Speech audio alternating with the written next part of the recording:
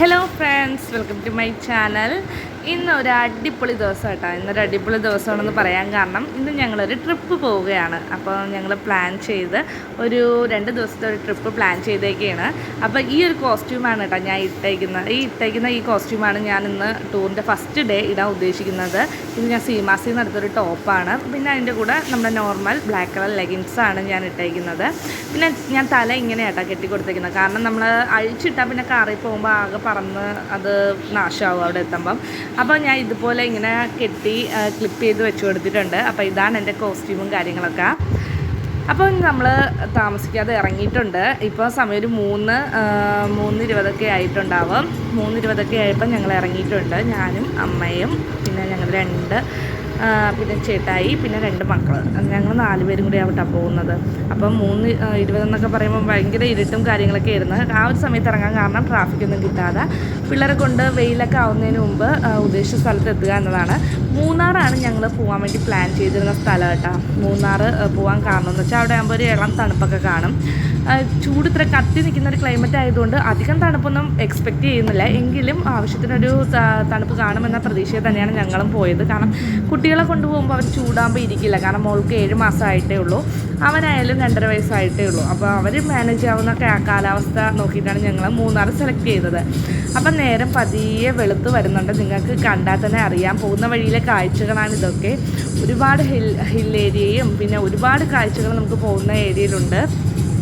അപ്പോൾ കണ്ടില്ലേ, നേരം പതിയെ വെളുത്ത് വരുന്നുണ്ട്. ഇപ്പോൾ ഒരു 5:45 ഏകദേശം ആ ഒരു ടൈം ആയിട്ടുണ്ട് കേട്ടോ. അപ്പോൾ ഇതൊക്കെ നമ്മൾ പോകുന്ന വഴിയിലെ കാഴ്ചകളും കാര്യങ്ങളും ആട്ടാ. അത് ഞാൻ സ്പീഡ് കൂട്ടി വിടുന്നുണ്ട്. കാരണം എന്താണെന്ന് വെച്ചാൽ അല്ലെങ്കിൽ നമ്മുടെ വീഡിയോയുടെ ലെങ്ത് കൂടും. അതുകൊണ്ടാണ്. കാരണം കുറേ കാഴ്ചകൾ ഇതിൽ ഉൾപ്പെടുത്തേണ്ടതുണ്ട്. അപ്പം ഞാനിതൊക്കെ ജസ്റ്റ് നിങ്ങൾക്കൊന്ന് കാണിച്ചു തരാം സ്പീഡിൽ. അപ്പോൾ ബാക്കി നമുക്ക് മൂന്നാറിലെത്തിയിട്ട് നമുക്ക് ഡീറ്റെയിൽ ആയിട്ട് കാണാം. നേരെ ഇപ്പോൾ ഏകദേശം ഒരു 6:15 എത്തിയിട്ടുണ്ട്. ആനയെ കാണാൻ കഴിയുമോ എന്നുള്ള എക്സ്പെക്റ്റേഷനൊക്കെ ഉണ്ടായിരുന്നു. പേടിയുണ്ട്, അതുപോലെ തന്നെ കാണാൻ കഴിയുമോ എന്നുള്ള നമുക്കൊരു ആകാംക്ഷയില്ലേ, അതും ഉണ്ടായിരുന്നു. അപ്പോൾ നമുക്കിനി മൂന്നാർ എത്തിയിട്ട് കാണാം കേട്ടോ.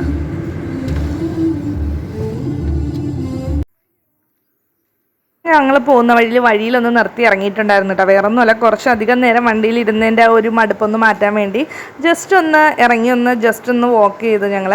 അത് കഴിഞ്ഞിട്ട് ജസ്റ്റ് അവിടുത്തെ സീനും കാര്യങ്ങളൊക്കെ ഒന്ന് ഷൂട്ട് ചെയ്യാലോ എന്ന് വെച്ചിട്ട് ഞാൻ ഫോണും എടുത്തിട്ടുണ്ടായിരുന്നു.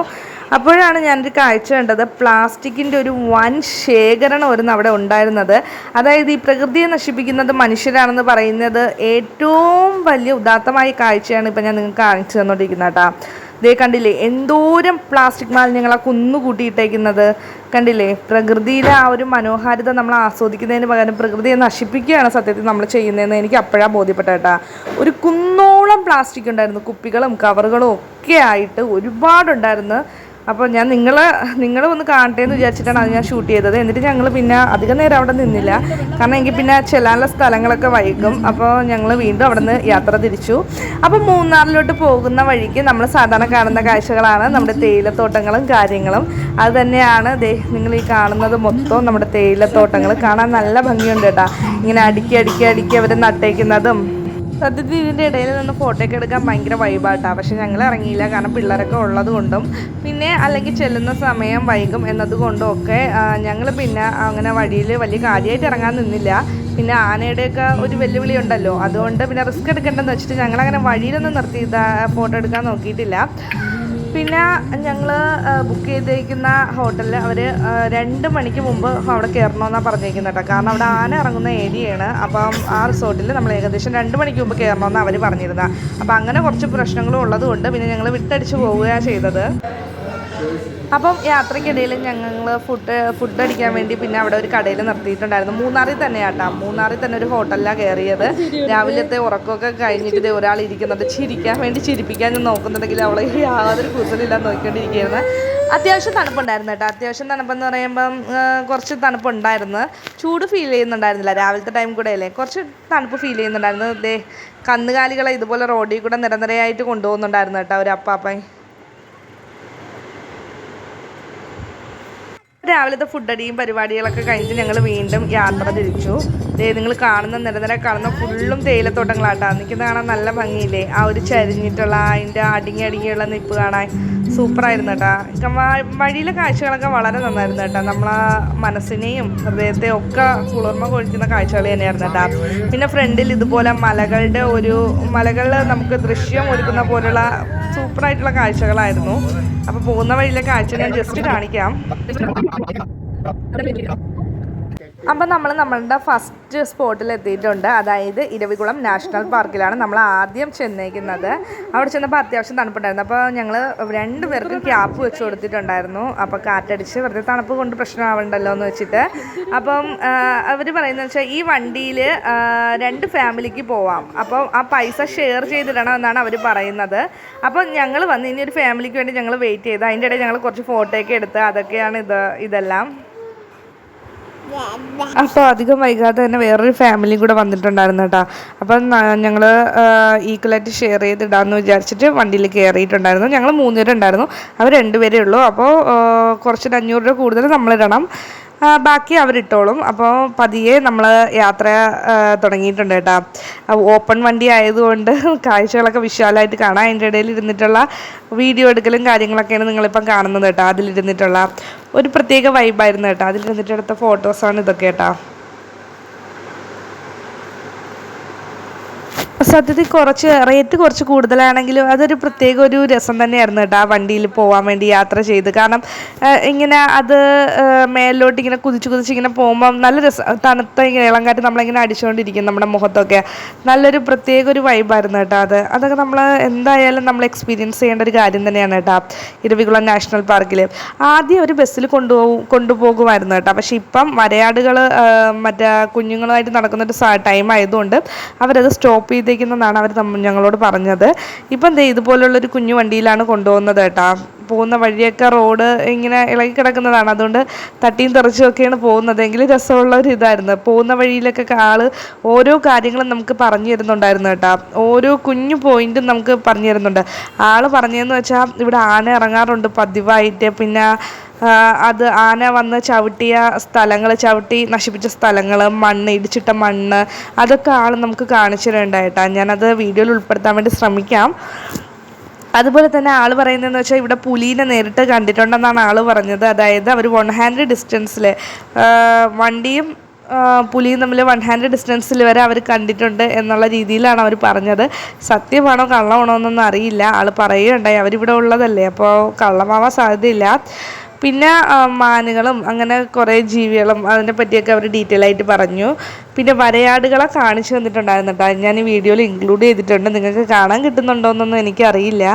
എന്തായാലും വരയാടുകളെ ഞാൻ കണ്ടിട്ടുണ്ടായിരുന്നു കേട്ടോ. വരയാടുകളുടെ കുഞ്ഞുങ്ങളാണ്.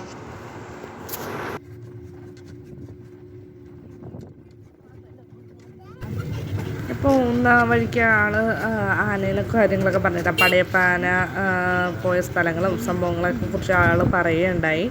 പിന്നെ പോകുന്ന വഴിക്ക് വഴിയിൽ നിർത്തിയിട്ട് ഫോട്ടോ എടുക്കാനൊക്കെ ഉള്ള ഒരു അവസരം നമുക്ക് തന്നിട്ടുണ്ടായിരുന്നു കേട്ടോ.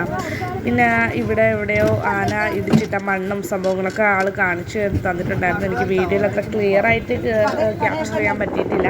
കാരണം ഞാൻ പറഞ്ഞില്ലേ, വണ്ടി തെന്നിയും തെറിച്ചോ പോയിക്കൊണ്ടിരിക്കുന്ന, അപ്പോൾ എനിക്കത് ക്ലിയർ ആയിട്ട് പിടിക്കാൻ പറ്റിയിട്ടില്ല. ഇവിടെ പറ്റി തന്നിട്ടുണ്ടായിരുന്നു കേട്ടോ ഫോട്ടോയും കാര്യങ്ങളൊക്കെ എടുക്കാൻ. അപ്പം ഞങ്ങൾ ഫാമിലിയായിട്ട് ചേർന്നെടുത്ത ഫോട്ടോസാണ്. കുറച്ച് ഫോട്ടോസ് ഇൻക്ലൂഡ് ചെയ്തിട്ടുണ്ട്.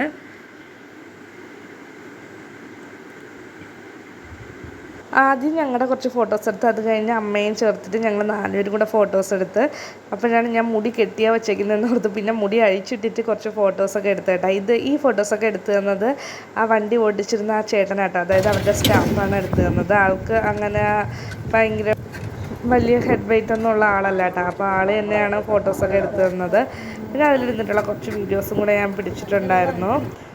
അത് കഴിഞ്ഞിട്ട് പിന്നെ ഞങ്ങളൊരു സ്ഥലത്ത് നിർത്തിയിട്ടുണ്ടായിരുന്നു കേട്ടോ. അവരെ ഓഫീസും കാര്യങ്ങളും.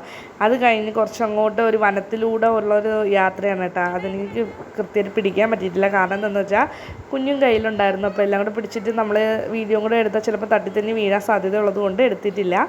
തിരിച്ചിറങ്ങി വരുന്ന കുറച്ച് വീഡിയോസ് എടുത്തിട്ടുണ്ട്. അതെനിക്ക് സ്റ്റാഫ് എടുത്ത് തന്നിട്ടുള്ളതാണ്. അപ്പോൾ ഒരു ബിൽഡിങ് അവിടെ ഉണ്ട് കേട്ടോ. അതിൻ്റെ മേലിൽ കയറി നിന്നാൽ നമുക്ക് ആ വനം ഫുള്ളും ഫോറസ്റ്റ് ഫുള്ളും കാണാൻ പറ്റും. അതാണ് സംഭവം.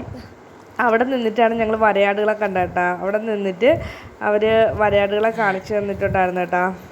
അപ്പോൾ നമ്മൾ നടന്നിട്ടാണ് പോയത് കേട്ടോ. അവിടെ നിന്ന് ഇറങ്ങിയിട്ട് അപ്പോൾ ഇറങ്ങി വരുന്ന തിരിച്ച് ആ ബിൽഡിങ്ങിൽ നിന്ന് ഇറങ്ങി വരുന്ന കാഴ്ചയാണ് കാണുന്നത്. ഞാൻ പറഞ്ഞില്ലേ വേറൊരു ഫാമിലി ഉണ്ടായിരുന്നു, അവരാണ് ഈ ബേക്കിൽ നിന്ന് വരുന്നത് കേട്ടോ, ഹസ്ബൻഡ് ആൻഡ് വൈഫ്. അത് കഴിഞ്ഞിട്ട് ഈ ഒരു കാട്ടിൻ്റെ ഇടയിൽ കൂടെയാണ് നമ്മൾ വന്നത് കേട്ടോ. ഫുള്ളും മറ്റേ പാറക്കല്ലും അങ്ങനെയുള്ള വഴിയാണ്. അപ്പോൾ നമ്മൾ വീഡിയോ പിടിച്ചിട്ട് ഇറങ്ങി വരാൻ നമുക്ക് പറ്റില്ല കേട്ടോ. അപ്പോൾ ഒരുപാട് മരങ്ങളാട്ടോ. അതായത് ഒരു വനത്തിനുള്ളിൽ കൂടെയുള്ള ഒരു യാത്ര തന്നെയായിരുന്നു കേട്ടോ അത്. നടന്നിട്ടുള്ള വലിയ വന്യമൃഗങ്ങളൊക്കെ വന്നാൽ നമ്മളതിനെ നേരിടേണ്ടി വരും. ആ ഒരു തരത്തിലുള്ള വനം തന്നെയായിരുന്നു കേട്ടോ അത്. അപ്പം ആൾ പറയുക കേട്ടോ, അവിടുത്തെ സ്റ്റാഫ് പറയുക ഇവിടെ ക്യാൻസറിനുള്ള മരുന്നുകൾ വരെ ഈ വനത്തിനുള്ളിലുണ്ടെന്ന്. അവരതിൻ്റെ പേരും കാര്യങ്ങളും ഒന്നും പുറത്ത് വിട്ടിട്ടില്ലെന്ന് ആളിങ്ങനെ ഓരോ കാര്യങ്ങളും പറഞ്ഞു വരിക. അപ്പോൾ ഈ വീഡിയോസൊക്കെ ആളെനിക്ക് എടുത്ത് തന്നിട്ടുള്ളതാട്ടോ. എനിക്കിതുപോലെ ചാനലുണ്ട് കാര്യങ്ങളൊക്കെ ഡീറ്റെയിൽ ആയിട്ട് പറഞ്ഞപ്പം ആൾ തന്നെ എടുത്തു തന്നതാട്ടോ എഫേർട്ട് ഇട്ടിട്ട്.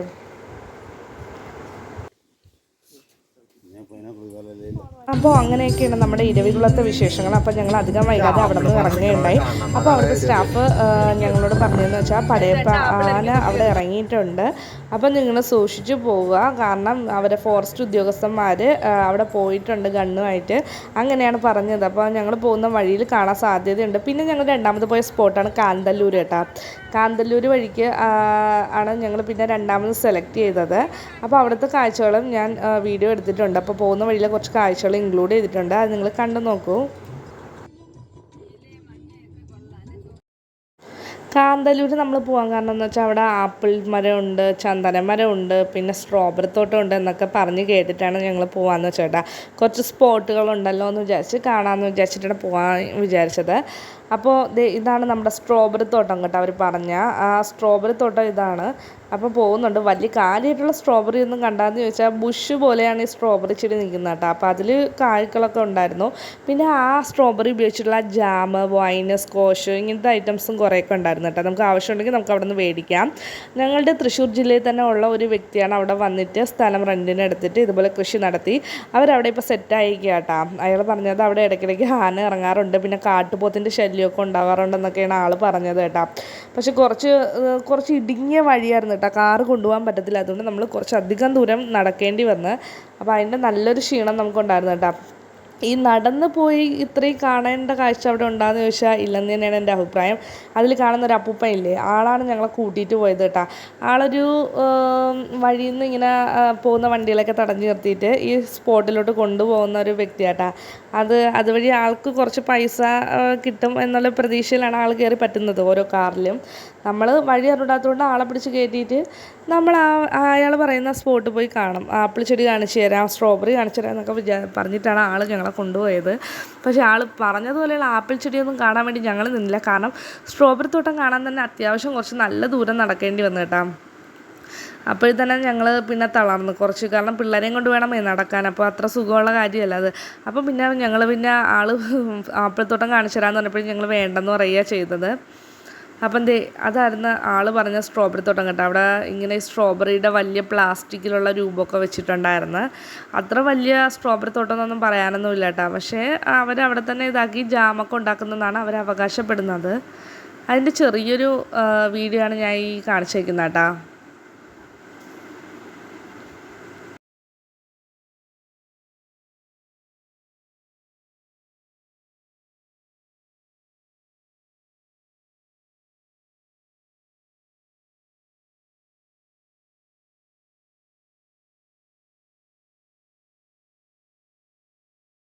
അപ്പോൾ ഞങ്ങൾ അധികം വൈകാതെ അവിടെ നിന്ന് ഇറങ്ങിയിട്ടുണ്ടായിരുന്നു കേട്ടോ. പോകുന്ന വഴിയിൽ ആനേനെ കണ്ടില്ലെങ്കിലും ഞങ്ങൾ മാനിനെ കണ്ടു കേട്ടോ. 2-3 നല്ല മാനുകളെ കണ്ടിട്ടുണ്ടായിരുന്നു. അത് നല്ല സന്തോഷമായി കേട്ടോ. കാരണം ആനേനെ കാണാൻ പറ്റുമെന്നുള്ള പേടിയും കൗതുകമൊക്കെ ഉണ്ടായിരുന്നെങ്കിലും മാനിനെ കാണാൻ പറ്റി, അത് വലിയ സന്തോഷമായി കേട്ടോ. അത് കഴിഞ്ഞ് പിന്നെ ഞങ്ങൾ പോയെന്ന് വെച്ചാൽ ഞങ്ങൾ പിന്നെ നേരെ റൂമിലോട്ടാണ് പോയത് കേട്ടോ. അത് കണ്ടുപിടിച്ച് കുത്തനെയുള്ള ഒരു വഴിയായിരുന്നു അവിടുത്തെ റൂമും കാര്യങ്ങളൊക്കെ. അപ്പോൾ ഞങ്ങളുടെ റൂമിലോട്ടാണ് പിന്നെ ഞങ്ങൾ പോയത്. കാരണം കുറച്ചധികം ദൂരം ഇനി തിരിച്ചു പോവേണ്ടതുണ്ട്. അപ്പം തിരിച്ചു പോയി ഞങ്ങളെ റൂമിൽ പെട്ടെന്ന്, കാരണം അവർ 2 മണിക്ക് മുമ്പ് കയറണമെന്നാണ് പറഞ്ഞത്. പക്ഷെ ഞങ്ങൾ എത്തിയപ്പോൾ 2 മണി കഴിഞ്ഞിട്ടുണ്ടായിരുന്നു. കാരണം ഫുഡ് കഴിക്കാനും ഒക്കെ അതിൻ്റെ ഇടയിൽ കയറിയിട്ടുണ്ടായിരുന്നു. അപ്പോൾ ഇതാണ് ഞങ്ങൾ റൂം എടുത്തേക്കുന്ന ആ ഒരു സ്ഥലം. സ്പൈസ് ജംഗിൾ എന്നാണ് അവരുടെ ടീമിൻ്റെ പേര്. നല്ലൊരു സ്ഥലമായിരുന്നു കേട്ടോ. നല്ലൊരു അറ്റ്മോസ്ഫിയറും നല്ല കാമായിട്ടുള്ളൊരു ഏരിയയും പിന്നെ വളരെ നീറ്റായിട്ടുള്ള റൂമൊക്കെ ആയിരുന്നു. ആ ഒരു സർവീസ് എനിക്ക് വളരെ ഇഷ്ടപ്പെട്ടു കേട്ടോ. ഈ ഒരു റേറ്റിൽ നല്ലൊരു സർവീസാണ്. കാരണം എന്താണെന്ന് വെച്ചാൽ അവിടെ പൂളും കാര്യങ്ങളും ഒക്കെ ഉണ്ടായിരുന്നു. പിന്നെ നൈറ്റ് ക്യാമ്പ് ഫയർ ഉണ്ടായിരുന്നു. എല്ലാവിധ ഫെസിലിറ്റീസും ഉണ്ടായിരുന്നു കേട്ടോ. അതേ റൂം കാര്യങ്ങളൊക്കെ ഞാൻ കാണിച്ചു തന്നില്ലേ. അതുപോലെ തന്നെ നമുക്ക് നല്ലൊരു കാമായിട്ടുള്ളൊരു അറ്റ്മോസ്ഫിയർ ആട്ടോ. നമ്മളെ മേലത്തെ ഇതായതുകൊണ്ട് തന്നെ നമ്മുടെ ബാൽക്കണിയിൽ നിന്ന് നോക്കുമ്പോൾ തന്നെ ഫുൾ നമുക്ക് ഫോറസ്റ്റ് കാണാൻ പറ്റും കേട്ടോ. ആന വരുമെന്ന് പറഞ്ഞപ്പോൾ ഞാൻ വിചാരിച്ചു ഇത് ആന ഇത് എവിടെ നിന്ന് ഇറങ്ങി വന്നാൽ ഇപ്പോഴാണ് മനസ്സിലായത് കാടിൻ്റെ ഇടയിലാണ് ഇത് ഇരിക്കുന്നത് തന്നെ. അപ്പോൾ ആന വന്നില്ലെങ്കിലേ അതിശയമുള്ളൂ നമുക്ക്. അപ്പോൾ പിന്നെ ഇതിലോട്ട് സ്പൈസ് ജംഗിളിലോട്ട് പോകാനുള്ള വഴിയെന്ന് വെച്ചാൽ തന്നെ ഉള്ളതാണ്. അത് നമുക്ക് കുറച്ചൊരു റിസ്കി ആയിട്ടുള്ള വഴിയാട്ടോ. അതാണ് കാണുന്ന ഒരേ നെഗറ്റീവ്.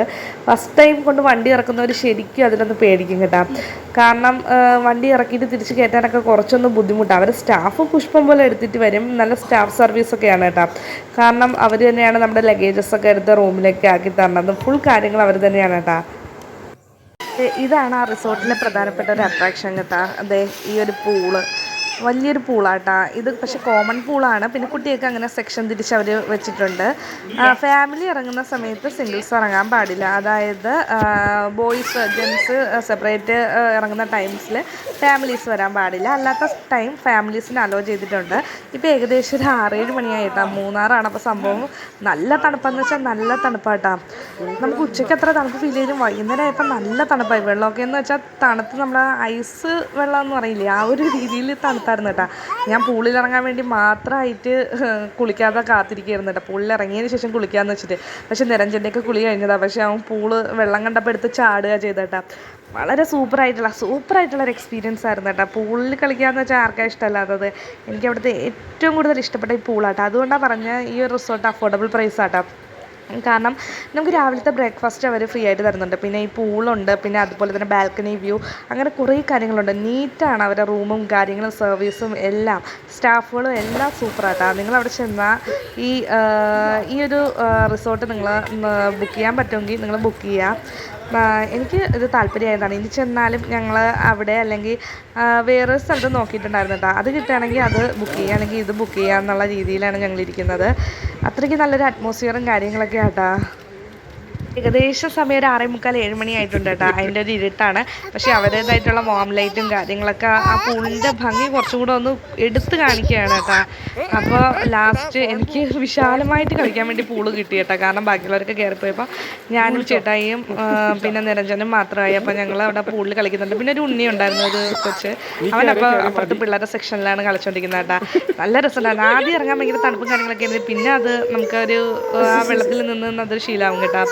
അപ്പോൾ ഇതാണ് നമ്മുടെ റൂമും കാര്യങ്ങളും. എല്ലാവരും കുളിയും കഴിഞ്ഞ് ഞങ്ങൾ റൂമിൽ കിടക്കുകയാണ്. റൂമിൽ സെപ്പറേറ്റ് TV ഉണ്ട്. പിന്നെ ചൂടുവെള്ളത്തിന് കെറ്റിലുണ്ട്. പിന്നെ മിനി ബാർ പോലൊരു സെറ്റപ്പ് ഉണ്ട്. അങ്ങനെ കുറച്ച് കാര്യങ്ങളും സംഭവങ്ങളൊക്കെ ഉണ്ട്. ബാത്റൂമൊക്കെ ഭയങ്കര നീറ്റും കാര്യങ്ങളൊക്കെയാണ് കേട്ടോ. അപ്പം AC അതിൻ്റെ ഭയങ്കര തണുപ്പും കാര്യങ്ങളൊക്കെയാണ്. AC-യും ഫാനും ഒന്നുമൊക്കെ നമുക്ക് ഇടാതെ തന്നെ ഭയങ്കര മൂന്നാറിലെ ഒരു തണുപ്പ് നമുക്കൊരു AC-ക്ക് തുല്യമായിട്ടുള്ളൊരു തണുപ്പ് തന്നെയാണ് കേട്ടോ രാത്രി അവിടുത്തെ. നമ്മൾ ബെഡിൽ നല്ല പുതച്ച് കിടന്നില്ലെങ്കിൽ പിള്ളേർക്കൊക്കെ ജലദോഷം പിടിക്കാൻ സാധ്യതയുണ്ട്. അപ്പം അപ്പനും മക്കളും കൂടെ കളിക്കുകയാണ് കേട്ടോ. അവർ ആ ബെഡിൽ കിടന്നപ്പോൾ അവർക്ക് സന്തോഷം. അപ്പോൾ അതുകൊണ്ട് ആ ഒരു സന്തോഷത്തിൽ അവർ കളിക്കുകയാണ്. അപ്പോൾ അങ്ങനെയൊക്കെയാണ് ഇവിടുത്തെ കാര്യങ്ങൾ. നല്ല സർവീസും കാര്യങ്ങളൊക്കെയാണ്. അപ്പോൾ താല്പര്യമുള്ളവർക്ക് ഈ റൂമും കാര്യങ്ങളൊക്കെ ചൂസ് ചെയ്യാം.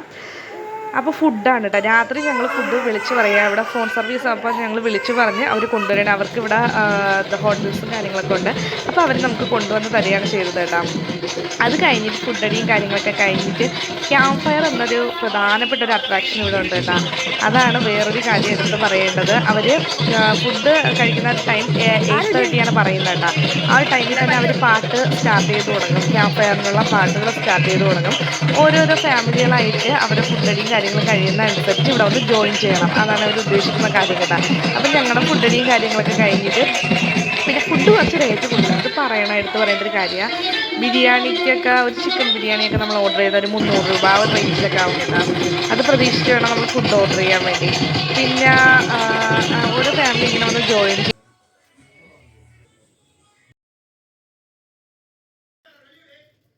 അതിനുശേഷം പിന്നെ റൂമിൽ വന്നിട്ടെന്ന് വെച്ചാൽ റൂമിൽ കയറുന്നതിന് മുമ്പായിട്ട് തന്നെ പാട്ട് കേട്ടിട്ടുള്ള നമ്മുടെ നൃത്തമാണ് നിങ്ങൾ ഈ കാണുന്നത്.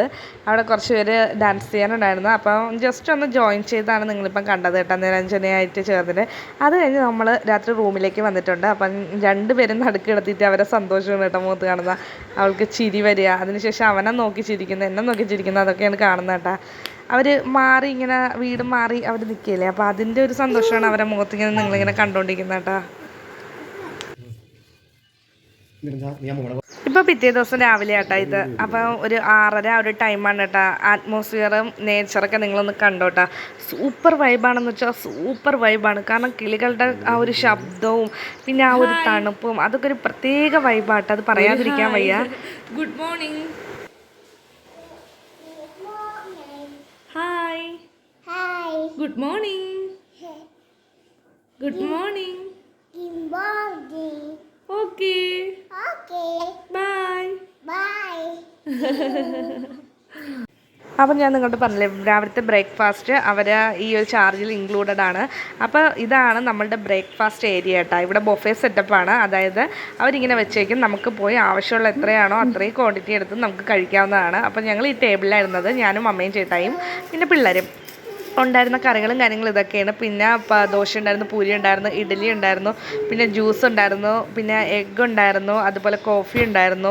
കറികൾ തന്നെ സാമ്പാർ, ചമ്മന്തിക്കറി, അതുപോലെയുള്ള ഗ്രീൻ പീസ് കറി, അങ്ങനെ ഒരുപാട് ഐറ്റംസ് ഉണ്ടായിരുന്നു കേട്ടോ. പിന്നെ ബ്രെഡ്, ജാം, ഓംപ്ലേറ്റ്, അങ്ങനത്തെ സെറ്റപ്പുകളൊക്കെ ഉണ്ടായിരുന്നു. അടിപൊളി ഫുഡായിരുന്നു കേട്ടോ. അതായത് നമ്മൾ രാവിലെയൊക്കെ മിനിമം ആയിട്ടല്ലേ നമ്മൾ കഴിക്കത്തുള്ളൂ, ആ ഒരു രീതിയിൽ കഴിക്കുന്ന തരത്തിലുള്ള ഫുഡായിരുന്നു. ഞാൻ പക്ഷേ ഹെവി ആയിട്ട് തന്നെ കഴിച്ചു കേട്ടോ. കാരണം കുറച്ച് പിന്നെ ഉച്ചയ്ക്കുള്ള ഫുഡ് കഴിക്കാൻ കുറച്ച് താമസിക്കും. അപ്പോൾ അതൊക്കെ കൊണ്ടും പിന്നെ വിശന്നാലോ എന്നൊക്കെ വെച്ചിട്ട് ഞാൻ കുറച്ച് ലോഡായിട്ട് തന്നെ കഴിച്ചിട്ടുണ്ടായിരുന്നു. ഉള്ളിയുണ്ട്, അതിനെ ഫീഡ് ചെയ്യണം, അങ്ങനെയൊക്കെയുള്ള കാര്യങ്ങളുണ്ട്. ഞാൻ കുറച്ച് ഹെവി ആയിട്ട് കഴിച്ചിട്ടുണ്ടായിരുന്നു കേട്ടോ. ഇതാണ് അവിടുത്തെ പുറത്തെ രാവിലത്തെ അറ്റ്മോസ്ഫിയറും കാര്യങ്ങളും കേട്ടോ.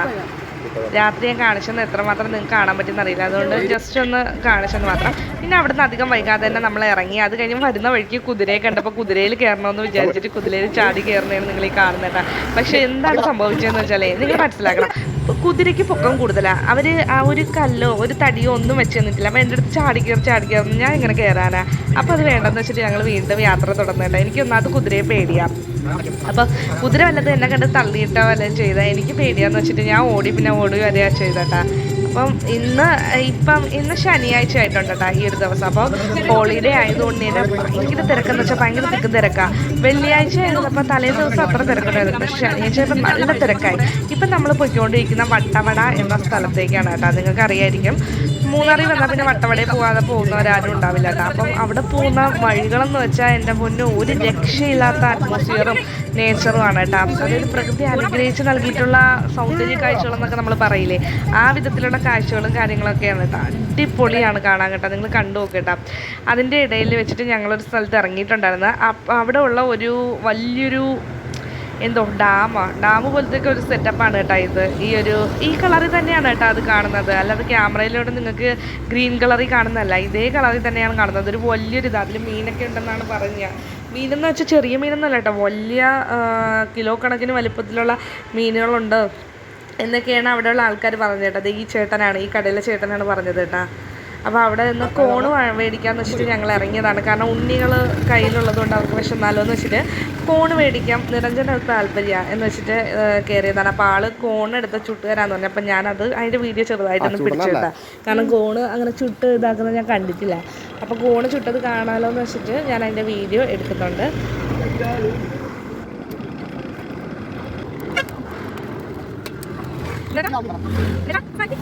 അപ്പോൾ അവിടെ നിന്ന് കോണും മേടിച്ച് ഞങ്ങൾ വീണ്ടും യാത്ര തുടർന്നു. വട്ടവടയിലേക്കാണ് പോകുന്നത്. അപ്പം നമ്മൾ ഏകദേശം വട്ടവട എത്തിയിട്ടുണ്ട്. അതെ, വട്ടവടയുടെ ആ ഒരു കവാടമാണ് കേട്ടോ ഇത്. അതവിടെ നിന്ന് നമ്മൾ പിന്നെ കുറച്ചധികം മുന്നോട്ട് പോകണം കേട്ടോ. പോകുന്ന വഴിക്ക് നാഷണൽ പാർക്ക് അങ്ങനത്തെ സംഭവങ്ങളൊക്കെ ഉണ്ട്. പോകുന്ന വഴിക്കുള്ള വഴികളും കാഴ്ചകളൊക്കെ നിങ്ങളൊന്ന് കണ്ടു നോക്കാം കേട്ടോ. സ്പീഡിൽ അടിച്ചു വിടും, കാരണം അല്ലെങ്കിൽ വീഡിയോ ലെങ്ത് കൂടും. കുറച്ച് വ്യൂസൊക്കെ ഞാൻ ഇതിൽ ഉൾപ്പെട്ടിട്ടുണ്ട്. എന്നിട്ട് ബാക്കിയുള്ള നമുക്ക് വട്ടവട ചെന്നിട്ട് കാണാം കേട്ടോ.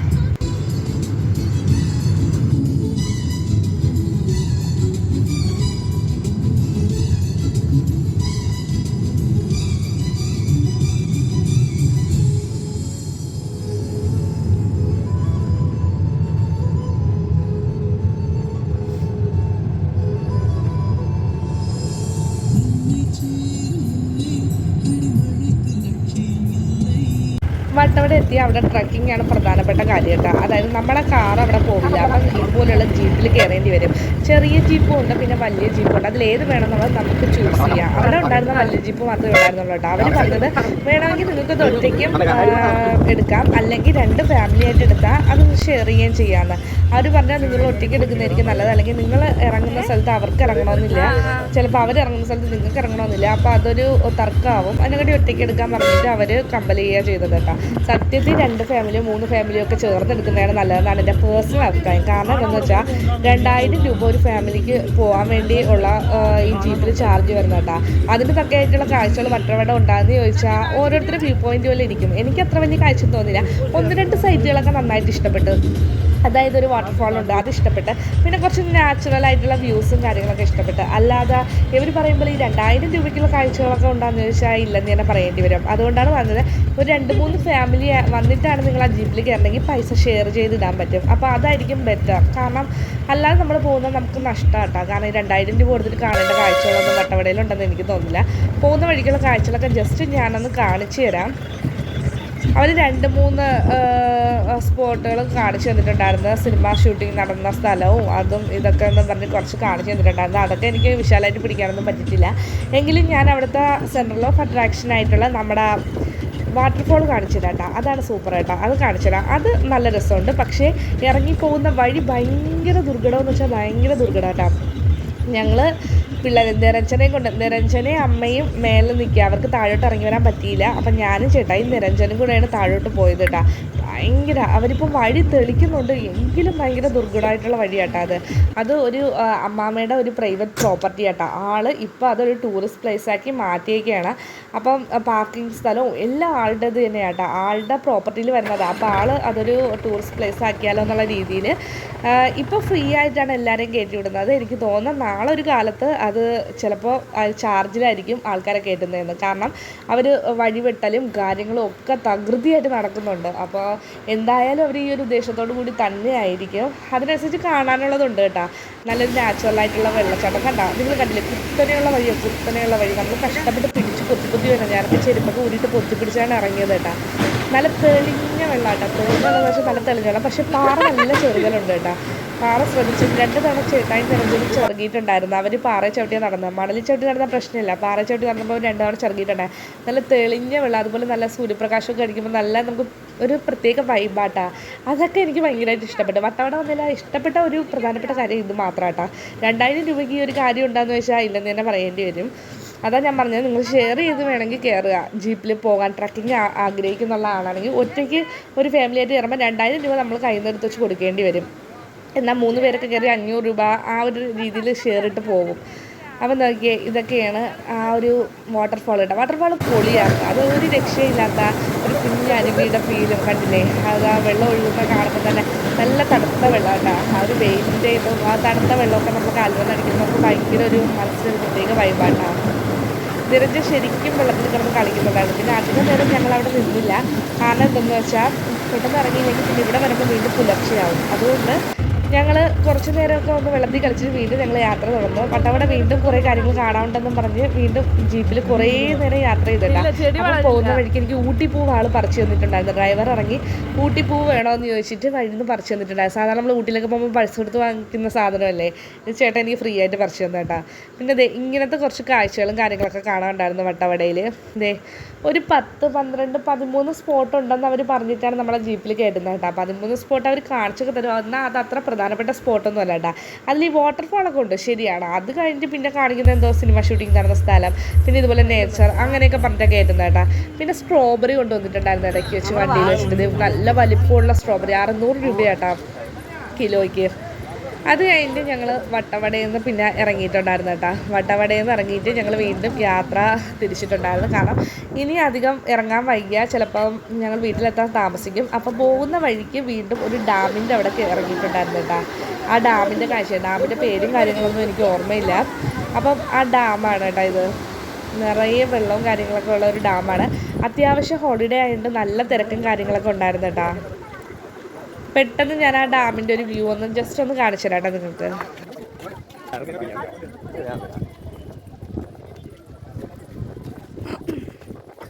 ഇതുപോലെ വഴിയോര കടകളൊക്കെ ഒരുപാടുണ്ടായിരുന്നു കേട്ടോ. നമുക്ക് സാധനങ്ങൾ മേടിക്കാനും കഴിക്കാനും ഒക്കെ ആയിട്ട് ഒരുപാട് കടകളും കാര്യങ്ങളൊക്കെ ഉണ്ടായിരുന്നു. അവിടെയും കുതിര സവാരിയും കാര്യങ്ങളൊക്കെ ഉണ്ടായിരുന്നു. പിന്നെ അധികം വൈകാത്ത ഞങ്ങൾ അവിടെ നിന്ന് തിരിക്കുകയാണ് ചെയ്തത് കേട്ടോ. അല്ലെങ്കിൽ രാത്രിയാവാം, പിന്നെ രാത്രിയാവും, ഒരുപാട് ഇരുട്ടാവും ഞങ്ങൾ അവിടെ എത്തുമ്പോൾ. അതുകൊണ്ട് ഞങ്ങൾ അധികം വൈകാതെ തിരിച്ച് പിന്നെ അതിൻ്റെ ഇടയിൽ ഫുഡടിയും കാര്യങ്ങളൊക്കെ നടന്നിട്ടുണ്ടായിരുന്നു. അതിൻ്റെ വീഡിയോ ഒന്നും എടുത്തിട്ടില്ല. അപ്പം നമ്മുടെ യാത്രയുടെ വീഡിയോ ഇത്രയേ ഉള്ളൂ. അപ്പം നമ്മുടെ വീഡിയോ ഇഷ്ടപ്പെട്ട് നിങ്ങൾ നമ്മുടെ ചാനൽ സബ്സ്ക്രൈബ് ചെയ്യുക, അതുപോലെ നമ്മുടെ വീഡിയോ ലൈക്ക് ചെയ്യുക, ഷെയർ ചെയ്യുക, കമൻറ്റ് ചെയ്യുക. അപ്പോൾ മറ്റൊരു വീഡിയോയുമായി കാണുന്നത് വരെ ബൈ.